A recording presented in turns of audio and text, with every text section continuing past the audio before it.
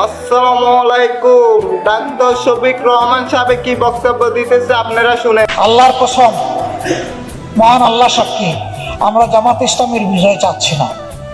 আমরা এই দেশের 18 কোটি মানুষের মুক্তি এবং বিজয় কামনা করছি। ডাক্তার শফিক রহমানের বক্তব্য শুনে কি মনে হইতেছে? উনি কি আপনাদের 18 কোটি মানুষের ভালোবাসা নিয়ে ক্ষমতার স্যারে বসতে পারবে, নাকি তারেক রহমান সাহেব ক্ষমতার স্যারে বসবে আগামীতে?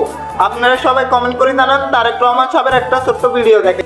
আসুন, আমাকে ভোট দিতে হবে এমন কোনো কথা নেই। আপনার ভোট আপনিই দিবেন, যাকে ইচ্ছা আপনিই দিবেন, কিন্তু আমার হাতকে আপনি শক্তিশালী করুন, আমাকে সহযোগিতা করুন, যাতে আমি আপনার ভোটের অধিকার প্রতিষ্ঠা করতে পারি। ডাক্তার শফিক রহমান সাহেবের বক্তব্য শুনে কি মনে হইতেছে? উনি কি ক্ষমতার স্যারে বসতে পারবে, নাকি তারেক রহমান সাহেব ক্ষমতার স্যারে বসতে পারবে? অবশ্যই কমেন্ট করে জানাবেন। আর আপনারা আগামীতে সরকার কাকে দেখতে চান অবশ্যই কমেন্ট করবেন। ভালো থাকেন, সুস্থ থাকেন। আসসালামু আলাইকুম।